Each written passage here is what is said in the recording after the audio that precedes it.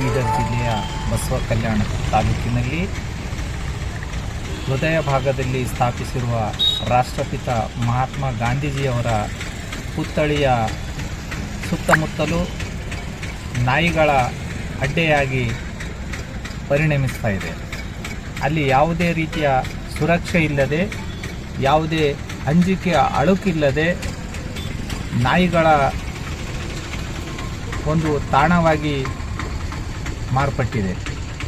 ಇಲ್ಲಿ ಯಾವುದೇ ರೀತಿಯ ನಗರಸಭೆಯವರಾಗಲಿ ಅಥವಾ ಸಂಬಂಧಪಟ್ಟ ಯಾವುದೇ ಇಲಾಖೆಯವರಾಗಲಿ ಇದಕ್ಕೆ ರಕ್ಷಣೆ ನೀಡದೆ ನಿರ್ಲಕ್ಷಿಸ್ತಾ ಇರುವುದು ಮೇಲ್ನೋಟಕ್ಕೆ ಕಂಡು ಬರ್ತಾ ಇದೆ.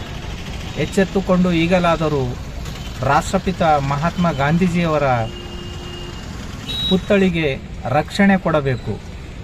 ತಾವು ಗಮನಿಸ್ತಾ ಇರ್ಬೋದು, ಪುತ್ಥಳಿಯ ಏನು ಗ್ರೌಂಡ್ ಇದೆ ಅದರ ಒಳಗಡೆ ಮತ್ತು ಮೂರ್ತಿಯ ಹತ್ತಿರ ಕೂಡ ನಾಯಿಗಳು ಅಡ್ಡಾಡ್ತಕ್ಕಂಥ ದೃಶ್ಯವನ್ನು ಇಲ್ಲಿ ಕಾಣ್ತಾ ಇದೆ.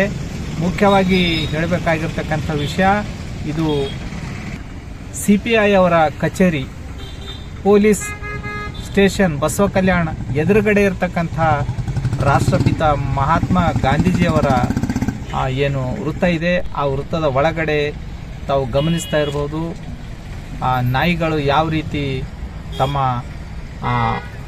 ಅಡ್ಡೆಯನ್ನು ಮಾಡಿಕೊಂಡು ಬಿಟ್ಟಿವೆ ಅಂತಕ್ಕಂಥದ್ದು. ಮೂರ್ತಿಯ ಸುತ್ತಮುತ್ತ ತಾವು ನೋಡ್ತಾ ಇರ್ಬೋದು ಎಷ್ಟು ಹೊಲಸಾಗಿದೆ.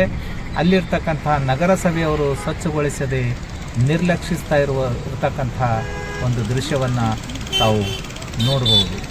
ವೀಕ್ಷಕರೇ, ಇಡೀ ರಾಷ್ಟ್ರವೇ ಮಹಾತ್ಮ ಗಾಂಧೀಜಿಯವರನ್ನು ರಾಷ್ಟ್ರಪಿತ ಎಂದು ಕರೆಯುತ್ತಿರುವಾಗ ಬಸವ ಕಲ್ಯಾಣದಲ್ಲೇಕೆ ಅವರಿಗೆ ನಿರ್ಲಕ್ಷ್ಯ? ಅಲ್ಲಿರ್ತಕ್ಕಂಥ ಏನು MLA ಅವರು, ವಿಧಾನಸಭಾ ಸದಸ್ಯರು ದಯವಿಟ್ಟು ಇದನ್ನು ಗಮನಿಸಬೇಕು. ಸಂಬಂಧಪಟ್ಟ ಇಲಾಖೆ ಮತ್ತು ಅಧಿಕಾರಿಗಳ ವಿರುದ್ಧ ಕ್ರಮ ಕೈಗೊಂಡು ರಾಷ್ಟ್ರಪಿತ ಮಹಾತ್ಮ ಗಾಂಧೀಜಿಯವರ ವೃತ್ತಕ್ಕೆ